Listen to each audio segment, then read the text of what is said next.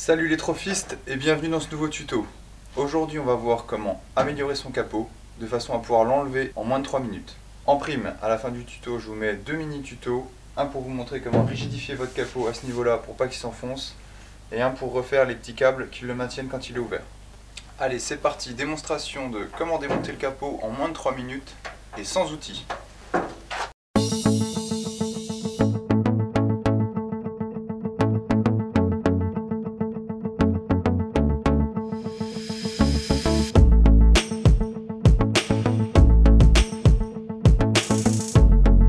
Pouvoir démonter le capot aussi facilement, ça va être super pratique parce que ça donne un super accès à toutes les pièces qui sont autour du moteur en passant par l'avant. Allez, on remonte le capot et on voit les modifications qui sont effectuées.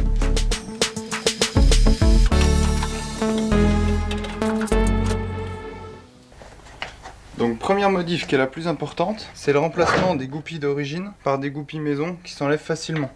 Les goupilles d'origine, elles sont beaucoup trop serrées, elles se démontent pas facilement, donc il faut les démonter avec un chasse-goupilles et un marteau. Le plus simple, c'est carrément de démonter les charnières avec une clé de 13 en passant sous la voiture. Comme ça on enlève les charnières, on pose le capot et ensuite seulement on enlève les goupilles sans être sur la voiture.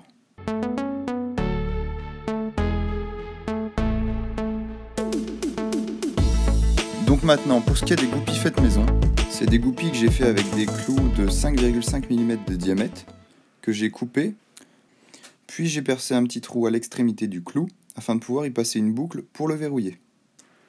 Sinon il existe des goupilles comme ça, en plus grosses, qu'on vient mettre donc de la même façon directement là et comme ça on peut les enlever encore plus rapidement. Et là donc j'ai mis des mousquetons directement, comme ça il n'y a plus qu'à remettre le câble métallique dedans et refermer le mousqueton. Donc pareil, si on veut aller encore plus vite, on peut mettre directement des mousquetons à ressort, comme ça, clac, clac, ça s'enlève en 2 secondes.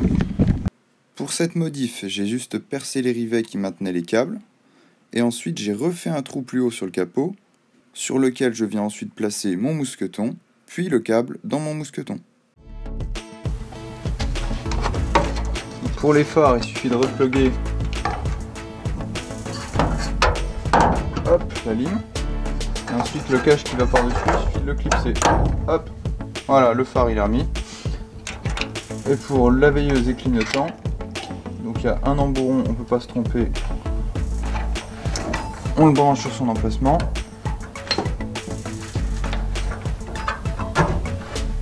Ensuite il y en a deux autres, c'est là qu'on peut se tromper, c'est là qu'il faut prendre une photo.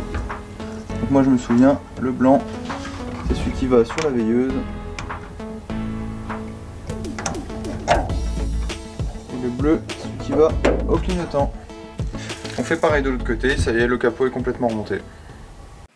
Allez, petit tuto bonus, on va voir comment rigidifier son capot pour pas qu'il s'enfonce. Parce que voilà, à ces niveaux-là, on voit que dès qu'on appuie sur le capot, boum, il s'enfonce. Et ça, on est très nombreux à avoir ce problème sur les 4L. Donc le but, ça va être de découper quelque chose et de le coller en fait derrière le capot pour le rigidifier. Donc vous pouvez prendre du bois, vous pouvez prendre de la ferraille, n'importe. Mais prenez quelque chose de plat. Moi j'ai utilisé une latte de lit parce que je trouve que c'est plutôt rigide et c'est même déjà légèrement courbé comme le capot. Je la coupe en deux et comme ça me fait deux morceaux d'à peu près 15-20 cm.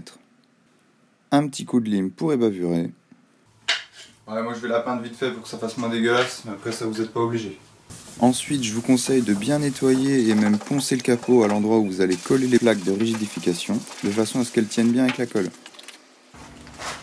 Donc ensuite vous allez prendre de la colle polyuréthane et on va venir coller les plaques directement sur le capot.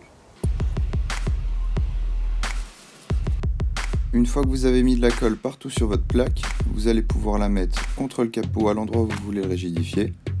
Bon, normalement ça tient tout seul, moi par sécurité j'ai rajouté un bout de bois qui tient avec un tendeur pour bien la plaquer contre. Ensuite j'ai fait pareil de l'autre côté et plus qu'à laisser sécher. Une fois que c'est sec, impeccable, les plaques rigidifient vachement le capot. Bon, c'est pas encore parfait, honnêtement en appuyant bien fort dessus, j'ai réussi à le déformer à nouveau. Donc ce que j'ai fait, c'est que j'ai collé à nouveau dans l'autre sens d'autres plaques de rigidification. Et après ça, pas de souci, le capot était vraiment rigide. Deuxième petit tuto bonus, on va voir comment refabriquer les câbles qui maintiennent le capot quand il est ouvert. Donc pour la fabrication, il va vous falloir un vieux câble de vélo, deux cosses rondes si possible relativement solides, Et c'est pas obligatoire mais vivement recommandé. De quoi souder à l'étain. Pour le câble à vélo, il va vous falloir un bout de 32 cm. Mais s'il reste un des deux câbles sur votre capot, je vous conseille de le mesurer pour faire le deuxième de la même taille. Sinon, si vous devez refaire les deux, vous prenez la taille que vous voulez. Ensuite, les cosses, s'il y a de l'isolant, vous pouvez le dégager.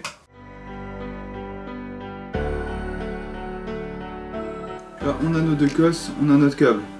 Ce que vous pouvez faire, c'est dégraisser le bout des deux câbles quand on va faire de la soudure, ça tiendra mieux. Donc les extrémités, vous pouvez les effilocher un petit peu. Vous passez les câbles dans les cosses.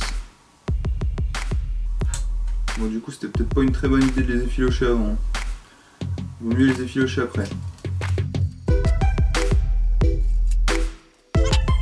Donc ensuite, vous en faites dépasser une petite quantité et cette fois-ci, vous effilochez.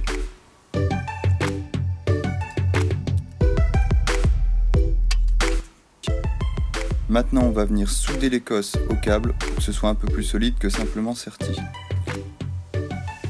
Si vos anciens rivets sont encore dans la carrosserie, il va falloir les enlever. Donc pour ça, vous prenez une perceuse avec un forêt de 4 ou 5, je sais plus, et vous les percez. Si jamais il reste un morceau dedans, il va falloir le chasser avec un chasse-goupille et un marteau. Et si vous n'avez pas de bol et que quand vous essayez de le percer, le rivet se met à tourner, eh bien il va falloir le casser avec un bédane ou un burin. Et pareil, s'il reste un bout dedans, il faut le pousser avec un chasse-goupille. Et donc ensuite, on va pouvoir mettre les nouveaux rivets avec le nouveau câble. Bien entendu, celui du haut, si jamais vous voulez faire la technique du mousqueton, vous ne le remettez pas avec un rivet. J'espère que ce tuto vous aura plu et surtout qu'il vous servira. Et je vous dis à bientôt dans une prochaine vidéo.